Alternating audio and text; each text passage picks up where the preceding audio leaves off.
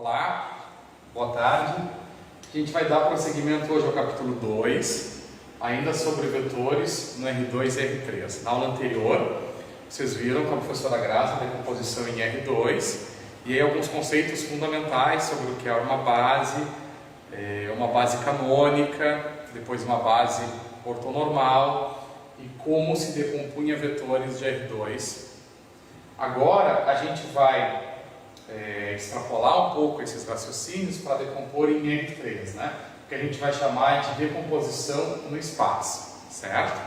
Então, para ter um espaço, a gente precisa de uma base também. E agora, como o espaço tem 3 dimensões, é lógico a gente supor que essa base tenha que ter 3 vetores. Agora, é importante que esses vetores não sejam os 3 coplanares, certo? Por quê? Imagine, a gente já estudou um pouco de coplanaridade. Se os vetores forem coplanares, eles vão ficar em 2 dimensões, né? Vou fazer um esboço rápido aqui.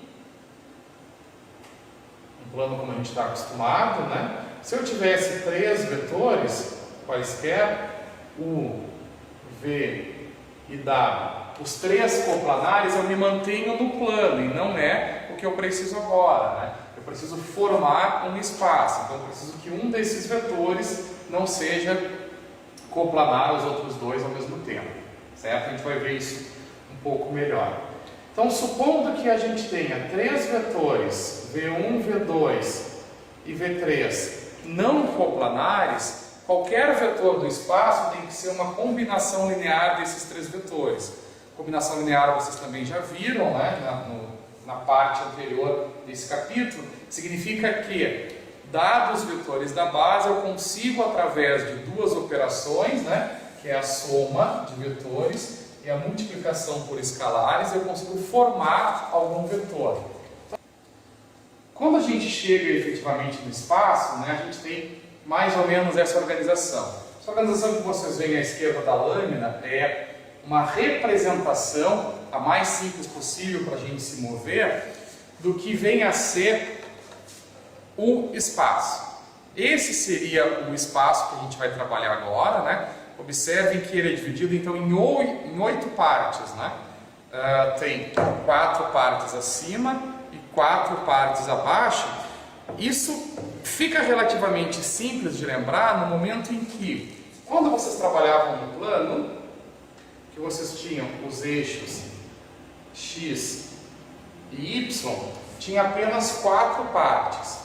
Quando agora eu coloco o terceiro vetor, né, não coplanar aos outros, digamos um vetor que entrasse no quadro nesse ponto, né, um vetor que apontasse daqui, eu formo 4 partes. 4 partes em cima e 4 partes embaixo, que são essas 4 partes que a gente tem aqui em cima e essas 4 que a gente tem embaixo. Por isso a gente diz que o espaço é dividido em 8 partes e aí cada uma delas chamada então de octante. Esse que a gente destacou em azul para vocês é o que vai ser chamado de primeiro octante. É aquele que tem os 3 eixos positivos. A gente vai dizer que esse é o eixo X, esse é o eixo Y e esse é o eixo Z. O eixo Z é o eixo que a gente acrescentou agora ao plano para dar as 3 dimensões. Outra analogia que a gente faz para se organizar, porque o nosso objetivo agora vai ser se movimentar dentro desse espaço, né? Então eu preciso conhecer bem as partes dele. Voltando para o plano, né, que a gente tinha dividido em quadrantes, esse era o primeiro quadrante, o segundo, o terceiro e o quarto. A gente vai fazer essa mesma organização numérica, essa mesma disposição, só que agora no espaço. Então, essa primeira parte vai ser o primeiro octante. Depois aqui o segundo octante, o terceiro e o quarto. Observem que é a mesma ordem feita ali, só que considerando agora um eixo para dar a altura. E depois que eu fechar todo o primeiro ciclo, eu recomeço a parte de baixo na mesma ordem. Então aqui é o quinto octante, o sexto aqui atrás, o sétimo aqui e aqui no final o oitavo. Correto? Os outros detalhes que a gente precisa analisar então dessa composição do espaço, né? A gente tem aqui os desenhos separados, e a gente observa então que o espaço, né? Aqui a gente teria os três eixos, né? O X, o Y e o Z. Os três eixos têm a sua parte positiva e negativa. Aqui onde eles se encontram é a origem, a parte para onde aponta então positivo, os prolongamentos negativos, bem semelhante ao que vocês faziam no plano, né? Só que agora em 3 dimensões. Esses desenhos separados estão feitos aí para ressaltar que, na verdade, o espaço é a junção ou a intersecção de 3 planos, né? Um plano que um plano que passar, que contiver os eixos x e y, é um plano chamado de XOY. Esse O faz referência à origem ou simplesmente plano XY. No plano XY, vamos começar a notar essas coisas interessantes. No plano XY, o Z é 0, porque eu estou só na parte baixa do meu espaço. Quando o meu plano contém os eixos X e Z, ele é chamado de plano XOZ ou apenas XZ. Neste plano XZ, o Y é 0. O terceiro plano que dá origem ao espaço é aquele que contém os eixos Y e Z, então chamado de YOZ ou de YZ. Neste plano, o x é igual a 0. O que significa isso, né? Significa que em cada um desses planos coordenados, a terceira coordenada dos pontos que ali estão vão ser sempre nulas. Isso é uma informação bastante importante que a gente vai precisar ao longo da disciplina.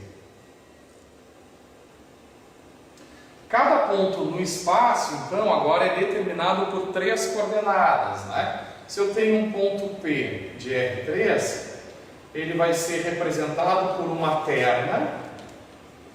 Lembrem que as coordenadas têm que ser dadas em ordem, então a gente chama de terna ordenada. As coordenadas de x, y e z, cada uma referente a um eixo, cada uma representando, ou melhor, as 3 juntas representam uma combinação linear.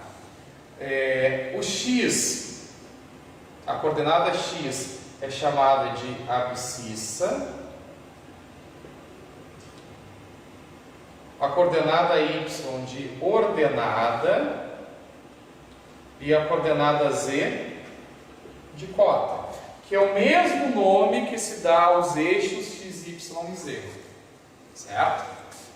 Então, por fim, um vetor do tipo xi mais yj mais zk dá para nós aqui 2 informações que são as que a gente vai começar a trabalhar mais seguidamente, né? Primeiro que esse I, J e K são os vetores da base canônica do R3. Essa base é ortonormal e esses vetores são escritos cada um assim. O I é 1, 0, 0, o J é 0, 1 e 0 e o K é 0, 0, 1. Essa é a base mais simples para representar o R3, consequentemente para se trabalhar na R3. Então é uma opção. A gente poderia trabalhar com outras bases, mas essa é aquela que satisfaz melhor e mais facilmente as nossas necessidades. Então qualquer vetor pode ser escrito dessa maneira. Significa dizer que eu tenho um vetor que é x, 0, 0 mais 0, y0 mais 0, 0, z. O produto, né, de x, y, z por cada vetor dessa base. Como a gente já sabe fazer essa soma, eu consegui então um vetor x, y, z, que é a maneira genérica de representar qualquer vetor de R3. Então aqui a gente para a aula de hoje. Muito obrigado e até a próxima.